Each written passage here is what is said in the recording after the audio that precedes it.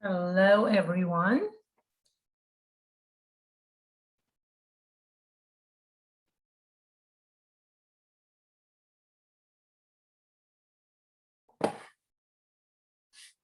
Hello, everyone. Welcome.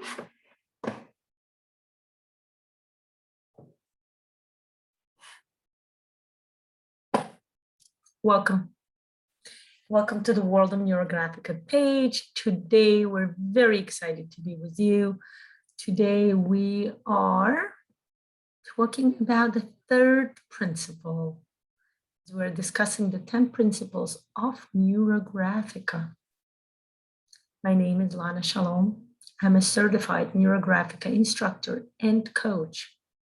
And I'm here to tell you more about this wonderful, beautiful method and practice of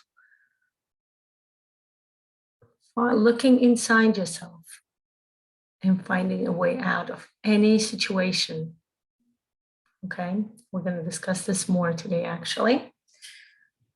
Let me share what today's principle is all about.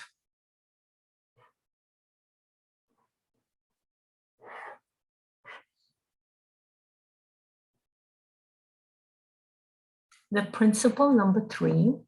Now I want to go back a bit to let you know what were the first 2 principles we discussed, because as I mentioned before, in the original video on the 10 principles, where we discuss all 10 of them, each principle is built upon the previous one. So which are kind of going in sequence, we're kind of growing, okay?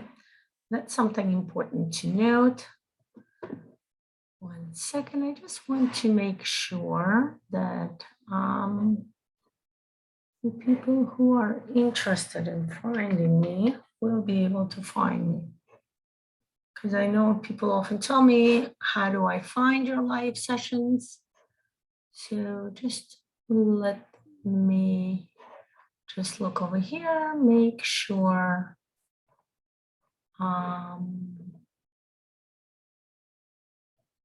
One second, let me sure. Okay, yes, hi Lana, excellent. Now I know that I can see your comments, and if you have any questions, everybody, you're welcome to post your questions. I will be able to answer them. Okay, let's do this. So since we discussed today the third principle, what were the previous 2, just in case, kind of a recap for you. You can always go back and watch the stream, the live sessions from before. So the first image was about image integrating meanings. Anything we'll look around, any perception we have, it contains some meanings that come within us from our previous experience, association, any event before, okay? The second principle that we discussed yesterday was meanings contain states of mind, okay? What that means is that any meaning bring us into a certain state, okay? If I see something, right? If I see a crying child, that might remind me of myself crying as a child and may make me upset. Or I'm gonna look at a crying child and say, oh, what does it remind me? It reminds me of my crying child, and I usually give a hug to my crying child. So that will put me in a caring mood. Do you see what's happening? My state changes from each meaning I attach to various images and perceptions around me, okay? Today we're going to discuss something very interesting. What I do want to know that the 10 principles were written by the founder of Neurographica, Pavel Piskaryov. And when I discuss them with you, it's a mix of the original meaning that Pavel gave as I'm studying his notes, his book, reading his articles, and kind of bringing it to you within the live mode, as opposed to just dryly translating and giving it to you, which loses some things in translation. And number 2, of course, my own understanding, my own perception, of course, my own personal, professional, and personal experience that I feel will enhance the understanding of this principle, okay? So let's discuss this. This is a very interesting, what Pavel is saying in here is that problems are a creation of our mind, okay? And this is interesting. What I would like to say is that our life is filled with various events, various experiences, and it is our perception of them that matters the most, okay?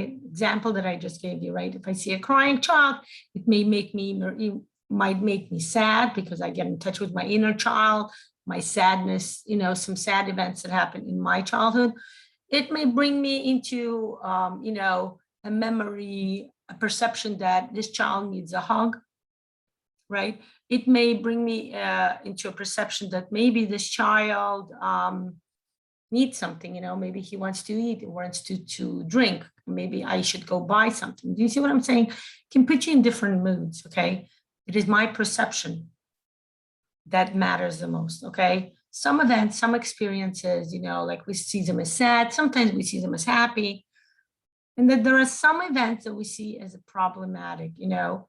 It is our attitude towards such events that will be influenced by the personal action, so to say, okay?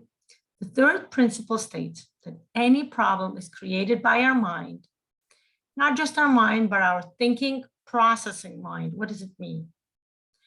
He's saying, what Pavel is saying, that the human being creates one's own problems. And right away, what Pavel is saying is that if a human mind is capable of creating a problem, then the human mind is capable of creating a solution to that problem, okay? The solution to the problem is also within the human mind.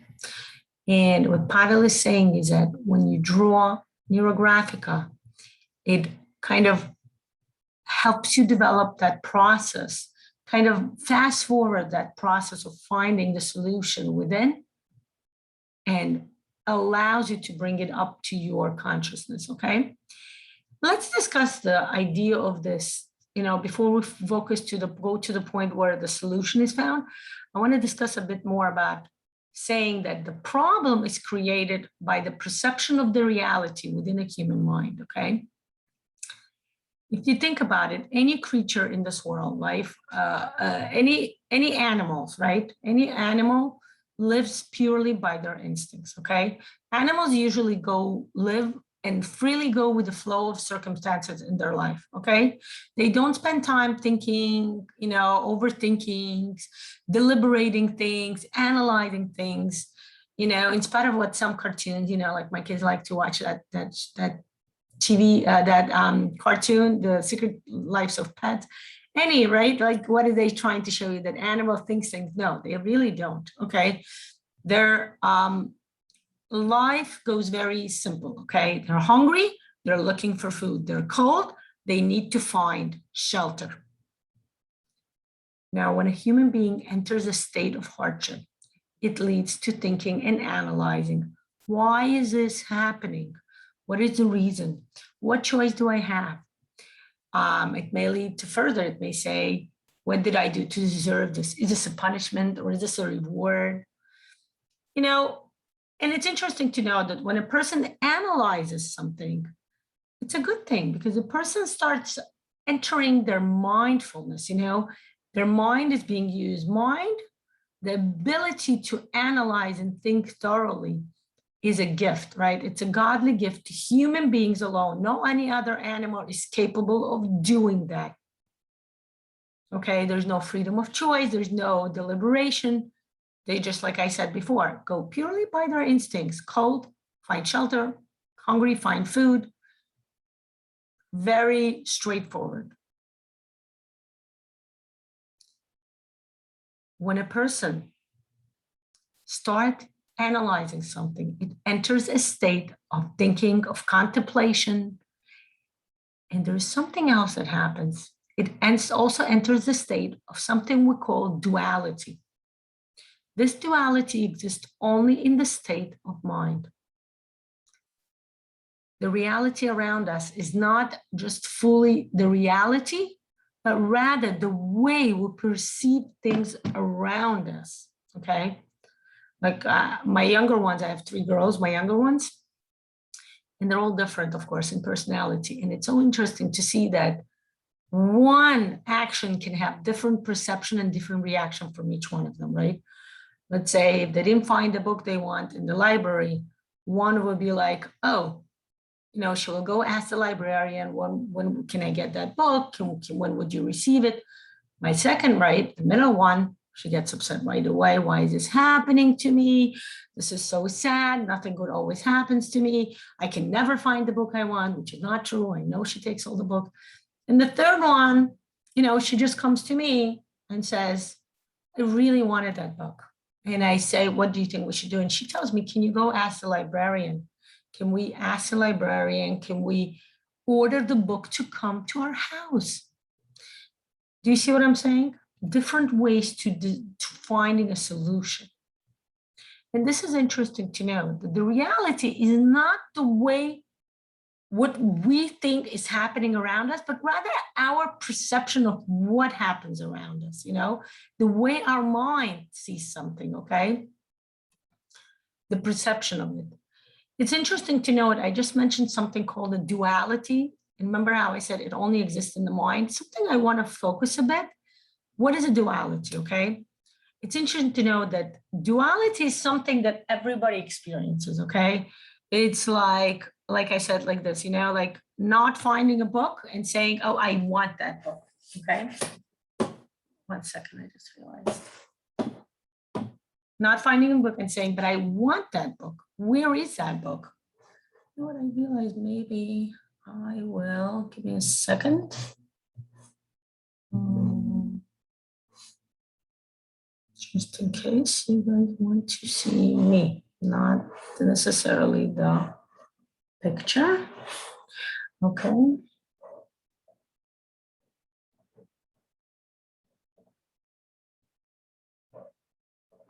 One second, I just want to see, go to Facebook. Okay, yes, excellent. Yeah, access via watch. Thank you, Lana, for that. Excellent. Okay, let's do this. I want to continue. We constantly have this ability, if we're lacking something, we want to have it, okay? What is a duality? Duality is something we have coming from our childhood, okay? Duality is something when a child grows up, a newborn, let's talk about the newborn, right? From the very beginning, the newborn starts experiencing duality. How is it expressed? How is it perceived? By his reality, by his thinking mind. The child is either wet or the child gets changed and the child is drawn, okay? The child is either hungry, right? Starts crying for food, the mother picks up, starts feeding, okay? Two opposites, two, what do you call that? Two extreme opposites, even I would say. There's no middle ground, right? It's either hungry, fed, soiled, changed, crying, picked up and soothed. Okay, there's there's only one possibility option available, okay? And that possibility is actually the exact opposite what the child is experiencing. That state of mind where things happen in two completely opposing, possibilities is what the child starts storing in their mind, okay? Furthermore, it's stored in their psychomotoric development. What does it mean? The first year of development, children develop in physical abilities, right? They start, moving their hands, their feet, they start moving their mouths, their muscles develop, because they need to learn how to suck, to feed themselves, right? It's like an instinctual thing. They start turning around, they start crawling, learning how to walk. If you ask any child development specialist, my background is child development. I, for 20 years, worked as a special education teacher, as a bilingual teacher, early education development. I actually worked with children from birth. I would do evaluations. I would do, seeing if they need special services, if they have any special needs. Like I said, the youngest child I ever evaluated was 6 weeks old. So it's really really is, actually, no, I think once I saw it in a 2-week-old, really from the very beginning. So the children develop in the first year within their motor, within their physical development, everything is stored within their mind, okay? The muscles in their body remember a certain state of mind. And their mind gets used to the fact that I'm either cold or I am hot, okay? There's no middle. And what's interesting to know that that moment in their life, of course, what are they used to? They're used to somebody else taking care of them, somebody else showing or helping them, achieve what they need. If they're hungry, then their primary caregiver, let's say in this case, it's a mother, it could be a babysitter, grandmother, picks them up and feeds them. And they get used to this fact that they can't do anything about this. They can only depend on somebody else to help them reach the next state, okay? If they're soiled, they can't change themselves. So they need to wait for somebody to take care of them. And again, this is called the state of mind being in a state of duality. Things only happening in two extreme versions. Now, when a person grows up, this is one of the major developmental tasks for a person to learn how to take care of themselves, for a person to learn that, in order to get from hot to cold, there is a pathway, and the pathway involves being warm, okay? In order to get, if you're hungry and you want food, right? That's what happens when people grow up, turning from children to adolescents to adults. They learn that in order to eat, you need to either A, cook, or B, go buy food, right? But you need to do something. There is a pathway to get from point A to point B, okay? Now, and this is where, let's say when it comes to food, most people are aware of this. Most people understand how to get, they see their parents cooking, let's say, right? Like my daughters love helping me cook. Like one of my daughters, she loves helping me cook, right?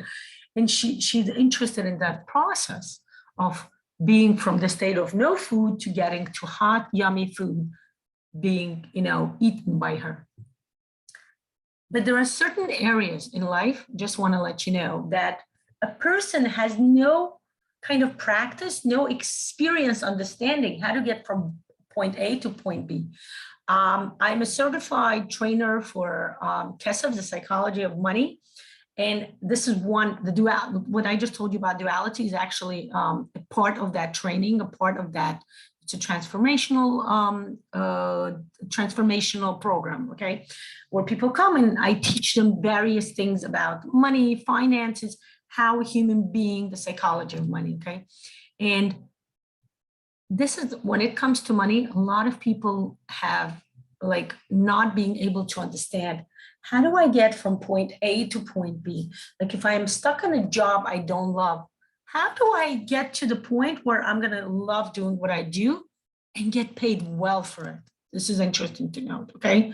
People are used to like, if I quit this job, where am I going to find money to pay for it? So it's interesting. Certain areas in life, people have no ability, no practice, no experience understanding that in order to get from A to B, you need to learn how to build a pathway. Okay, so that problem, we call it as a problem, right? Let's say that example that I said, person is stuck in a job that he or she doesn't like, and it's a problem because they don't see any way out.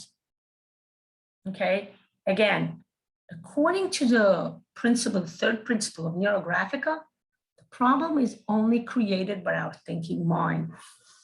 Okay, and if we go further, right, and what Pavel is saying, right, what the principle is stating is that problem, whenever we see something in the problem, it holds a lot of energy.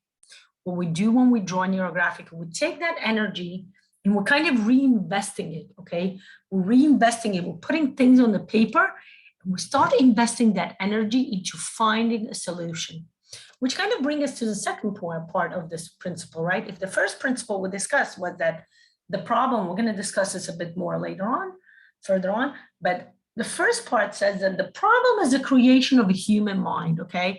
When we start thinking of something, When we start looking at something, we start seeing a problem because based on our past event, past experience, right? If we never dealt with money, or if a person grew up in poverty, money will be a very tickly issue, very, not tickly, what I meant to say, very, very sensitive issue for them. They will easily get startled by it. And they will, they will have like a kind of not just negative reaction to it, not just negative percent, but they will be like, I just don't know how to do that. Like their mind is not capable. It's, remember when I studied developmental psychology, when I was in college, we studied Vygotsky. What did Vygotsky say? One of the unique things that he brought up was that he said that people living in different climates have no perception. Excuse me, 1 second.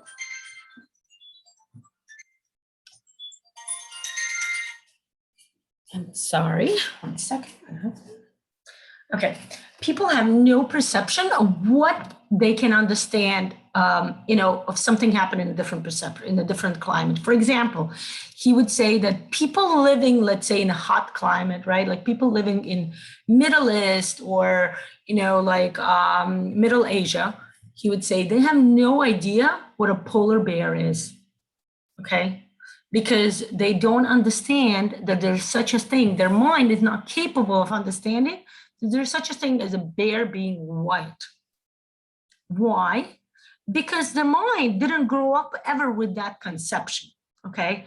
Again, that happened like about what? Vygotsky was like about maybe 100 years, maybe less than 100 years active. Nowadays, it's a bit different, right? Everybody have various access to various information around the world, right? Kids in Middle East can watch from very little. They can see a video or a picture of a white bear, and they can be understanding, they can be explained that, this bear lives in it's called a polar bear, and lives in a climate where it's so cold and it's snowy all the time. That's why it's color white. So now it's different, but back then, that's what it used to be, right? People living in certain climates or people living in certain circumstances would not develop any understanding of things that are beyond their environment, right? Like, for example, that's why nowadays we have a lot of people who become rich very quickly, startups, online. Why? Because they start understanding, they have a perception. And also nowadays, let's say, again, talking about financial, for example, there are so many open, available, courses, studies, learnings about money, finances. So any person, even if they come from a hardship, environment, from a very low-stricken, poverty environment, they can learn what money means to them, and they can start changing their perception of money, where money is not a problem, where they're not, and that's an interesting to note, right? If a person sets their goal as my goal in life to escape poverty, will they ever achieve being very rich? Hardly. Why? Because their focus is escaping poverty, while the real focus would be becoming rich. Do you see the difference? The words, remember we talked about it yesterday and the day before? Poverty, a certain word brings certain images and certain meanings to us. And this is what we pay attention to. This is what we come to the second part of this principle, where one thing is we see a problem, but also the next part is to say, what do I want to do with this problem, right? And it's interesting to know that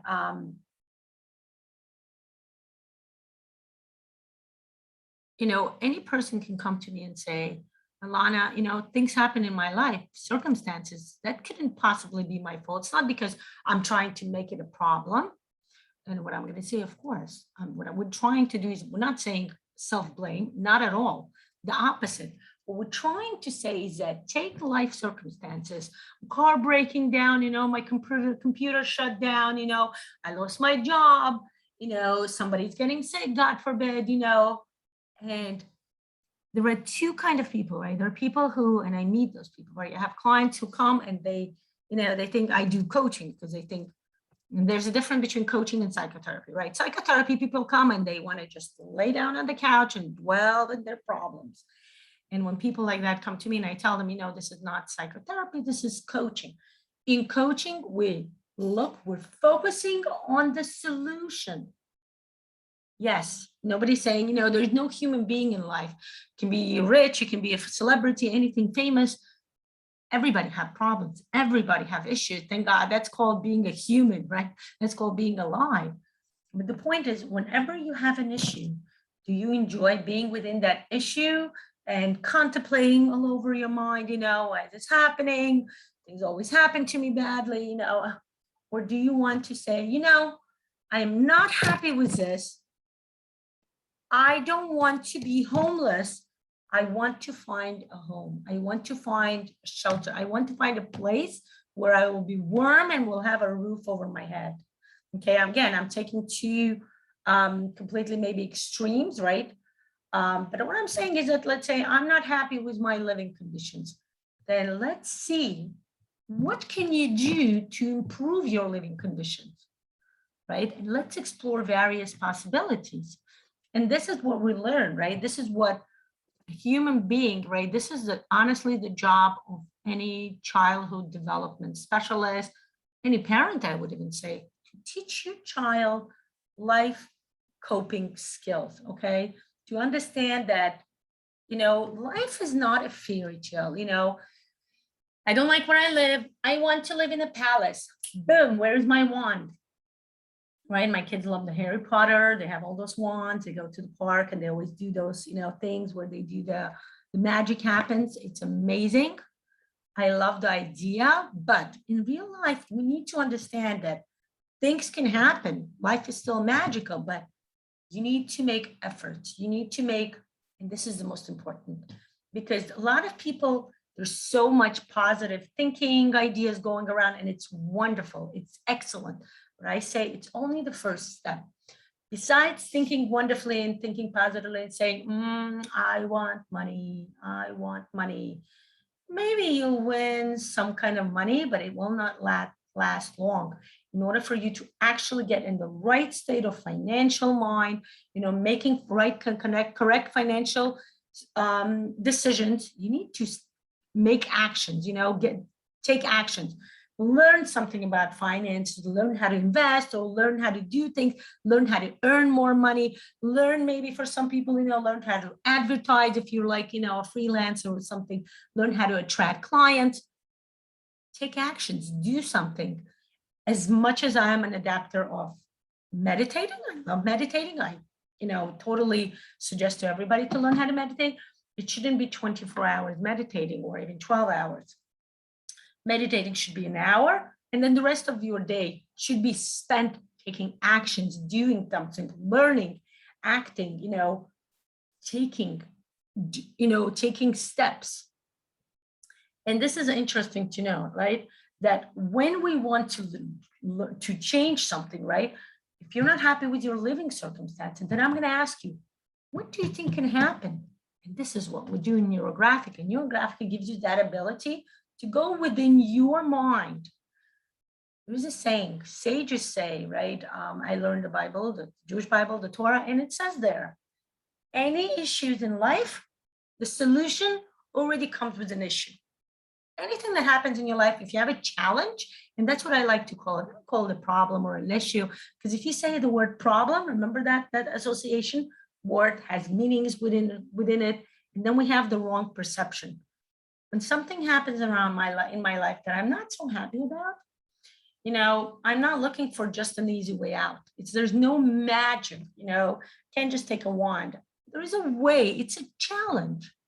And I start thinking, okay, I have a challenge, I don't like my living circumstances. What can I do? That's where Neurographica helps you. It helps you with that process, finding that solution within you. Okay, it helps you on a mental level. We talked about it. We're actually going to do this in drawing, right? That's going to be our practical exercise today. It helps you on a mental level. It helps you on your emotional level. We're looking what are emotions associated. It helps you on the physical level. Okay, because you start drawing and you start drawing images, so your visualization is fully and completely actively involved. Plus, we pay attention. We practice something we call phenomenological process, right? Where we pay attention to our thoughts, our emotions, and our body sensation. This is very important. Okay. And I'll explain to you now. I'm going to actually draw something for you if you want to draw along with me. But I just want to finish a bit more about the understanding, the explanation about this principle. In Neurographica, as a coaching tool, we start discussing what are the possibilities if I want to change my living circumstances. What can I do? I can find another apartment. I can move with my mother. Hey, some people find that to be, a way out, right? I can actually move out of my mother's house, right? If that's a circumstances you're not comfortable with, right? Yeah, oh, I like that, Ilona. Beautiful. Yeah, beautiful. Love it. Excellent. Excellent. Thank you for that. We can, start thinking, okay, what are my what are my financial possibilities for maybe buying a house or an apartment? Do you see what I'm saying? I already came up with 4 possibilities. Okay. I can rent an apartment and get a roommate. That's another possibility. So many possibilities. The fact is that I'm focusing on finding a solution instead of just sitting and saying, how it's like a cliche, how when girls talk, they always have to complain about something. I remember at one point when I was like, even like, I don't know, 10, 15 years ago, I realized, and I'm like, it's interesting how we fall into that pattern where when we talk with our girlfriends, we need to always complain. I said, who? The opposite. We need to support each other. We need to say, thank you for sharing, or I'm sorry to hear that's happening to you. What do you think we can do about it? What's happening there? It's interesting to know that. So another thing to note is that when a person dwells, in their problem, like, oh, I can't live like this, my life is bothering me, my roommate is not good, or like something else, you start creating low, it's kind of called like low vibration energy. Low vibration energy, creation of that, generating of low vibration energy will generate more problems. It will attract more issues to you. And then that's what happened. The person starts dwelling and like kind of generating more and more and more problems, which is why we say, when you come to Neurographica, when you come to, let's say, a coaching session, or when you come to any courses, like even the basics course, which we're going to start teaching this coming up Sunday, what do we do there? What we start saying is that, what is a way out? What do you want to do? What do you want to achieve? Do you want to be unhappy and live in a living circumstance that you're not happy about? Or you want to be happy? You want to be joyful? See how that duality, unhappy, happy, joyful. Again, the duality is something we cannot avoid in our human life. That is how the human life exists. What we learn to do is find that pathway. How do I get from being unhappy by my living circumstances to being joyful and happy and satisfied, fulfilled? Okay. And that's what happens in Neurographic. That's why that's what this principle is all about. Okay. This principle is about saying, I know there is a challenge in my life, but if there is a challenge exists and it makes me unhappy, that means finding the happiness within this challenge, within this specific, kind of surrounding, this specific perception is within me. What happens in Neurographica, we go within our consciousness. I invite you to watch the Pyramid of Consciousness. It's an open video on my YouTube channel, Lana Shalom. You can watch it. You can, I think I made even 2 or 3 videos on it. You can watch each one of them because sometimes I explain things differently. And it explained in details how when we draw Neurographica, we go beyond our consciousness. We'll go into our subconsciousness. We'll go into our unconscious ability to learn to reach within and find a solution. I like to say that our soul knows the way out. And when we join Neurographica, we reach our soul. The goal of any person's life is to reach that state up high, to reach the peak of the mountain, which is what in Jungian psychology we call the absolute. We discussed this last time, the drive, the self. I call it the soul. Your soul always knows what you're supposed to do. Your soul has a solution to everything. go deep inside your soul and it will give you the solution. You will find it, but you need to do something about it. Sorry for the comparison. You need to be that frog that kind of works, moves his what do you call that, hands and feet, and turns that milk into a cream so you can get to the top and jump out. Okay, we need to be constantly doing something, guys. We cannot just sit, as meditating is great. By the way, meditation gets you that ability to sit down and say, you know what, this bothers me. I really want to acknowledge, accept the fact that I have a problem. In this case, let's say just an example, living circumstances, it bothers me. I want to get out of it. And then you stop meditating and you come out and you say, what am I going to do about it? Okay, and that's where NeuroGraphica comes in. It's an amazing, amazing tool. Like I mentioned before, in the previous session, what I'm planning to do this year, starting in September, I'm planning to bring you actually combinations of various amazing transformational practices with NeuroGraphic, okay? One of them is going to be Ho'oponopono, an amazing program that I created based on Ho'oponopono, and combine it with NeuroGraphica Labyrinth, combined with NeuroGraphica, right? I already had this year the Neurosphirot, the Sphirot, the Kabbalistic Sphirot combined with NeuroGraphica. Gave an amazing insight into human, mind. There's a lot of mindfulness. The students were very, very happy. Just to give you an idea that there are many different ways you can do things, okay? Let's go further. I want to discuss with you something I promised to tell you. That something was, one second. That something was discussing why in NeuroGraphica we get to the point, why in NeuroGraphica our goal, one second, I just want to turn on my fan. In NeuroGraphica, I'm going to change my camera now. And we're going to get to the drawing part, okay? I want to go into like phenomenology area. Why in NeuroGraphica, when I mentioned that what we do is so phenomenal, because what we do is we go deep within ourselves. Also, when I discussed that we need to pay attention to our thoughts, to our emotions, to our body sensations, why, right? People tell me why. Especially in our Western world, we're so used to using our mind to solve anything that often, I remember myself going through various integrative practices where, everything would be solved through the mental process, but there was no solution. And that kind of bothered me. I kept thinking, why?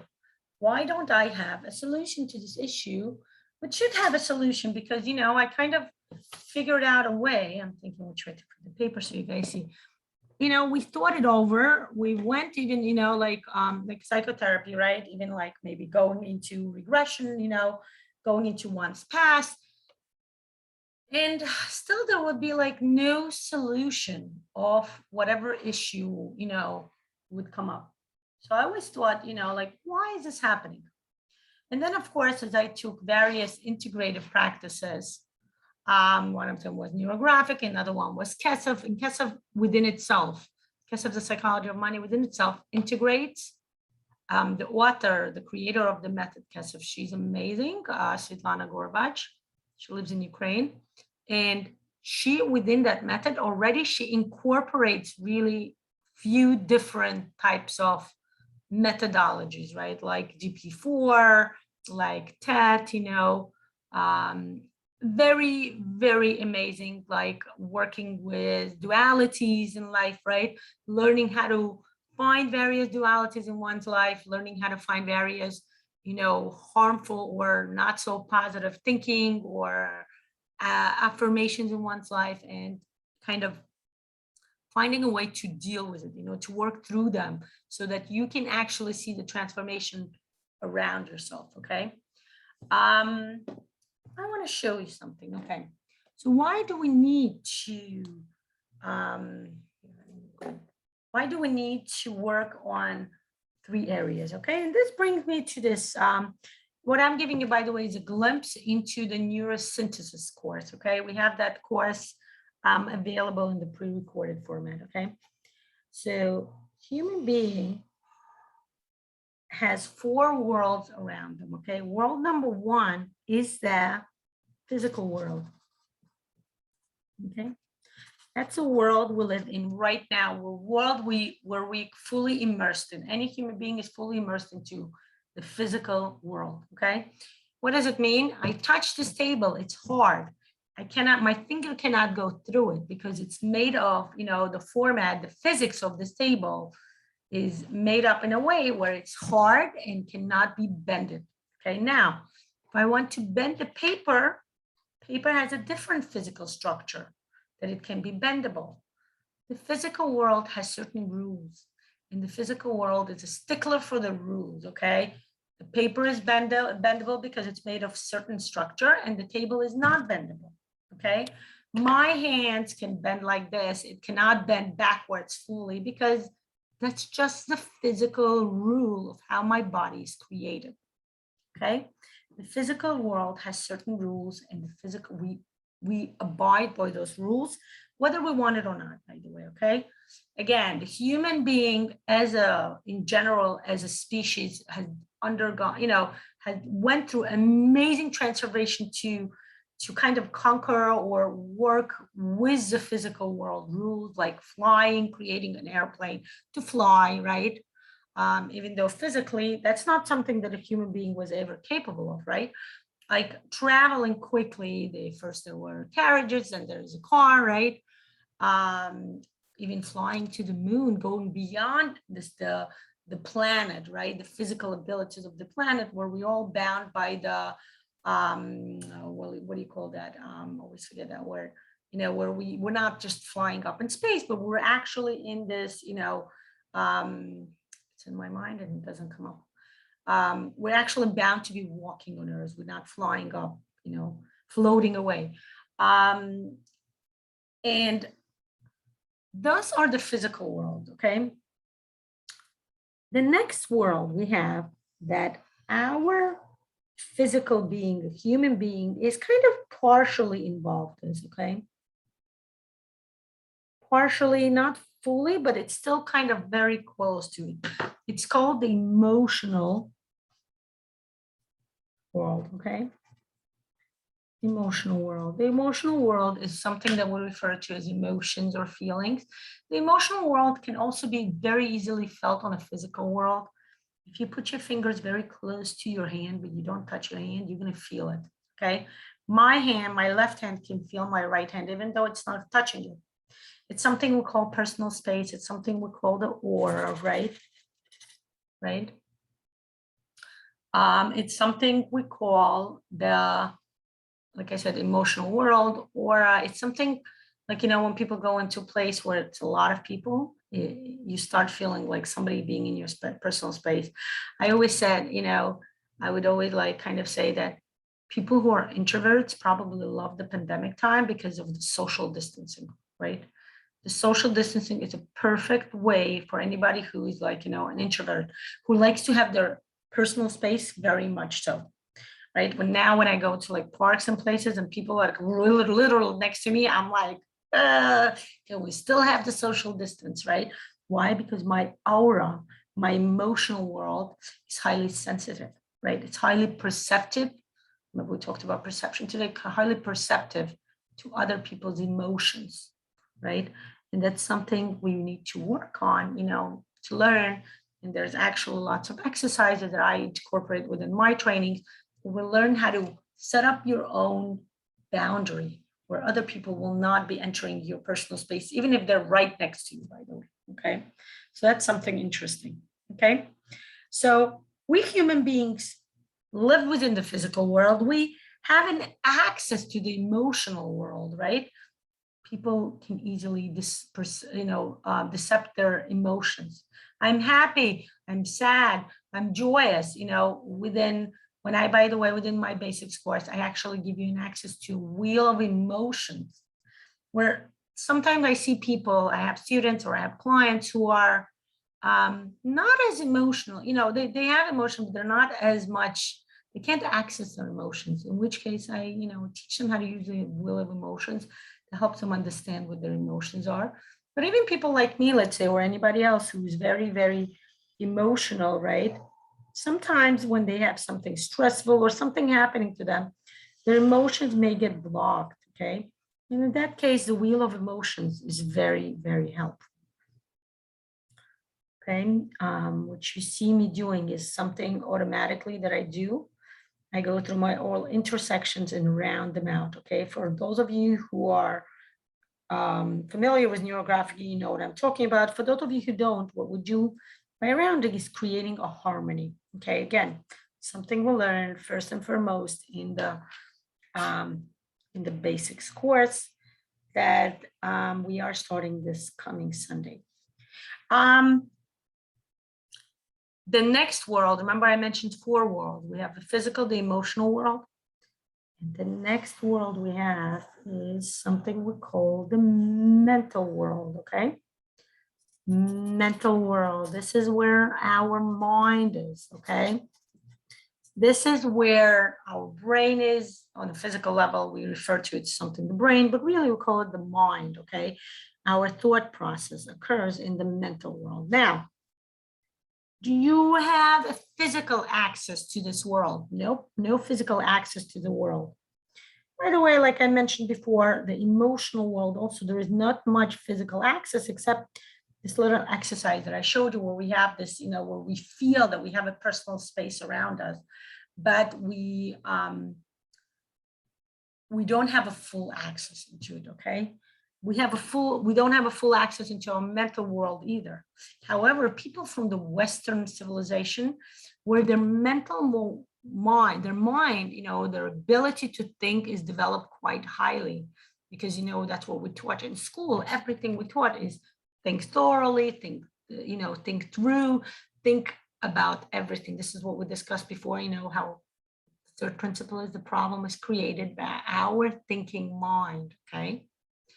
In the mental world, this is what's happening, okay? The thought process occurs in the mental world. We don't have a physical access to it. What we do have is a kind of conscious or subconscious access to our mental world, okay? We can access our thoughts. We can access maybe even our perception or our reaction to something, what we discussed in the previous 2 sessions, right? If I am seeing let's say a ring, I will have certain meanings, certain associations with it. That's hidden in the mental world. I will have some emotional ideas toward it, like it reminds me of the engagement ring I received from my husband, right? It's an emotional because it will give me a good feeling, the feeling of love, the feeling of memory. Memory is also here. Basically, all of this worlds have a memory, okay? Our physical world has a huge memory, but it's hugely understated, by the way, because in the Western world, the physical world is not so much acknowledged, at least, well, the physical world is acknowledged. There is no much acknowledgement between the connection between the physical world and the mental world. But like I mentioned before, when we grow up, first as a newborn and then growing up, everything that occurs to us in our mental ability, right? The way we understand things, the way we perceive things around us is stored on a body level. It's stored within our muscles, okay? That's why it's so important to do when you're working with trauma or something. It's important to do certain exercises that will loosen the muscles that store traumatic experiences, okay? Certain hidden muscles. I actually, like I said, I do that with my clients, when I do either group or person one-on-one coaching, to kind of loosen up those muscles so that the traumatic experience kind of loosens up and you can go inside. I did a workshop called Trauma Release Workshop using Neurographica. If you're interested in something like that, that would be something, I would recommend going into, because I discuss again what trauma is, the nature of trauma, and the ways to release trauma, specifically with the use of Neurographica. So 3 worlds: physical, emotional, our emotions, mental, our thoughts. And of course, we have the 4th world, right? something that I personally refer to as the soul, right? We call it the spiritual world, okay? Okay. Those of you who are familiar with the pyramid of consciousness, this is the part that we reach at the very end of Neurographica when we draw the fixing or when we draw the topic 2.0. This is Jung referred to it as a drive or the absolute or called it self, okay? Something, you know, this kind of ideal version of who we are, right? Because life is the experience where we're trying to find, to kind of bring into the physical world the ideal version of what our soul has for us, the ideal job, you know, the solution. When we come to the world, we have a certain job we undertook to complete. The soul actually did that. And then we have a body, right, that does stuff. My hands draw, right? My hands cook so I can eat and nourish my body, but also the soul. The soul can only be in this world with the help of the body. The emotions help us enjoy the world so much, or for some cases, you know, for some people to maybe not enjoy the world so much, right? Because sad emotions is what hold us back from enjoying the world. So we learn to deal with emotions. And of course, there is a mental world, okay? The mental world is our thoughts, our thought process, like we mentioned, where the problem occurs, right? Where the problem creates, where we say, you know, I ate an apple once and it had a worm, and now I'm not eating any more apples. No more apples for me. And that's our thought process together with an emotional, right? Something negative happened and it's holding us back from experiencing further. And if I tell you, why don't you try another apple? And you say, no, what if it has a worm? It's holding us back. The mind is creating the problem.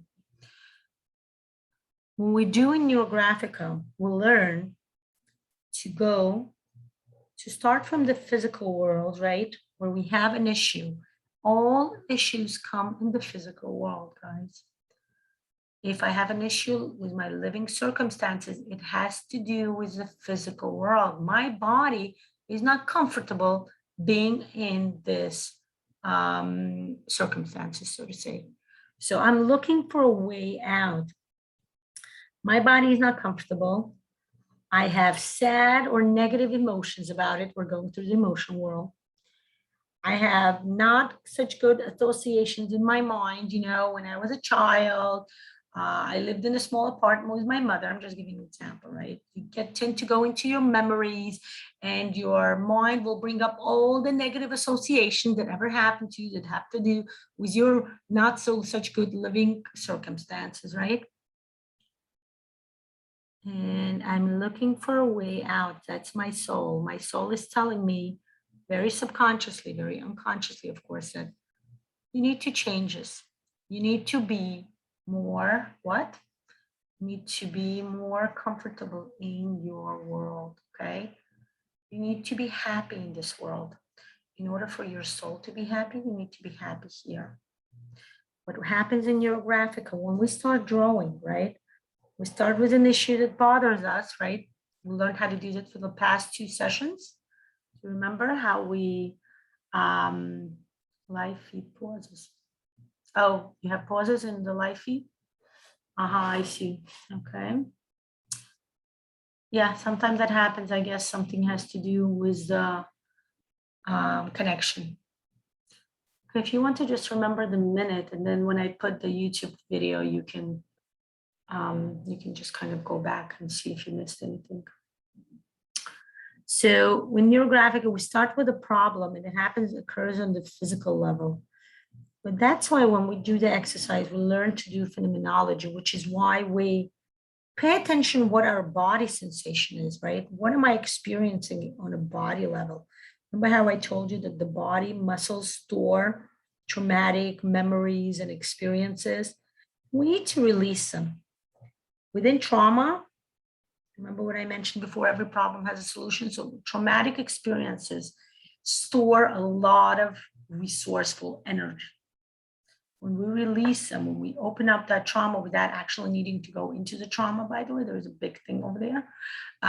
We release that stored energy, and it has a lot of resources that we need to go forward to our goal. So we go through the body sensation, right?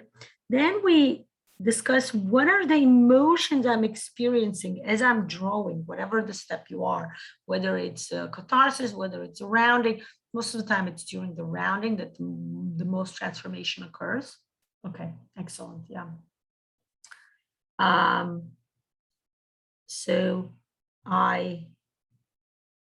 So emotion, what are my emotions I'm thinking? And then I continue drawing and I start thinking, what is my thought? What is this thought that's entering? Remember we discussed how thoughts contain meanings, or what gives us different states, what affects our perception. We need to bring out those thoughts, okay, the association with what we're trying to achieve and what we're trying to leave behind, right?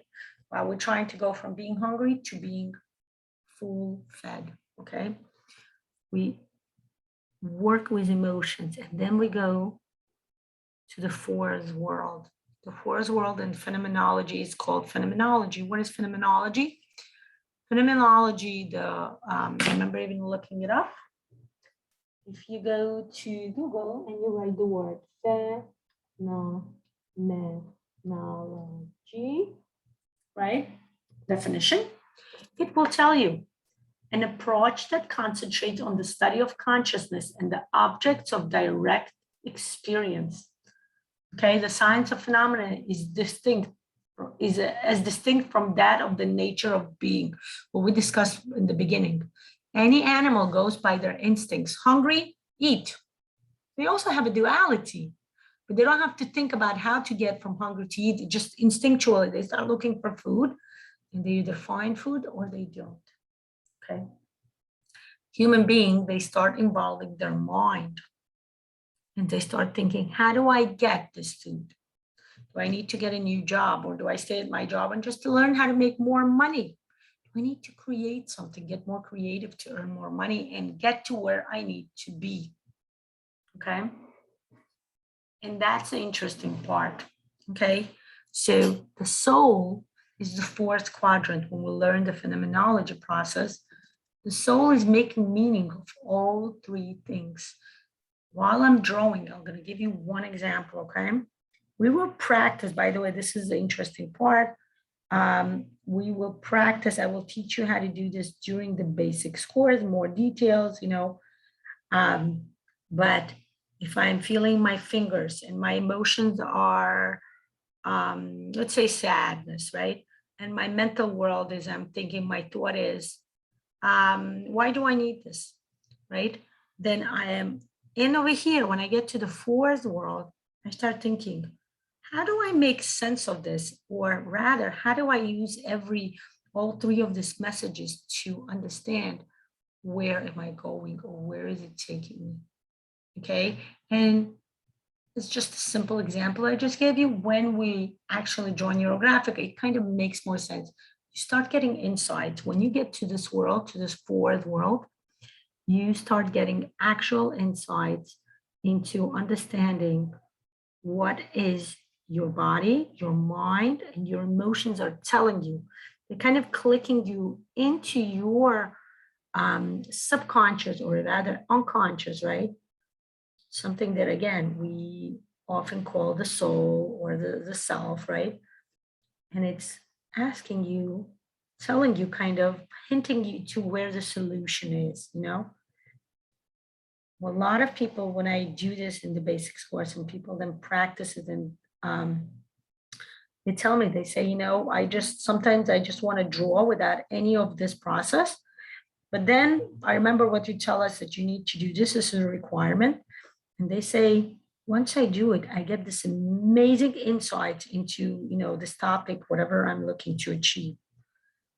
And I say, yeah, that's the purpose of it. That's what it is. Any person wants to experience avoidance, right? And just kind of not necessarily do the process, the work that needs to be done. That's something we can discuss another time, you know. But at this point, getting back to our third principle, which states, problem is created by our thinking mind. The answer, the continuation of that would be the solution is also created within our mind. When we draw Neurographica, we'll find that solution. I'm inviting you to finish this picture on your own, okay? We're finished with our live session for today. Finish it, add the color, add, you know, if you are familiar with Neurographic, go through all the 7 steps. If you're not so familiar, just go ahead and have fun with it, color it, you know, create some wonderful neuro art. And I invite you to post in our group, The World of Neurographica. I would love to see it. It's actually a closed group. If you're not a part of it, just knock and I will let you in. It's open to everybody. No background check necessary. No fingerprinting is necessary. And thank you, Lana, for joining us. I saw there were a few other people. Thank you, everybody, for joining us. It was amazing. I truly did enjoy doing it. Neurosynthesis is my favorite algorithm. I enjoy this teaching. The 4 world is personally very dear to me. There are interesting things to note, like one hint I'll give you. See which world you draw the biggest. Whatever you draw is your kind of instinctual, your kind of hidden message that your soul is giving you, right? For me, the soul world is biggest, and that's who I am. It's true. I know that about myself. I'm a very spiritual person. I tend to go into spirituality, but I know my job here is to work on my physical, to make sure my physical world is just as big as my spiritual. The physical world is just as important as our spiritual. Why? Because the only way we express our soul is in the physical world. And we use the mental, the mind, the emotions, and our body part for that, okay? I wish you a wonderful weekend ahead. I will post my schedule of open sessions next week. I am enjoying this session, so I'm glad you are joining me. If you're enjoying them, let me know as well. Ilona just did. Thank you, Ilona. Kind of send me a message or just comment on the video if you enjoyed, if you want to see more topics, more ideas. Meanwhile, next week we'll go through more principles as we discover more about ourselves, and of course, as we discover more about Neurographica. Just want to say goodbye to you in person. Okay. Let me just change my camera.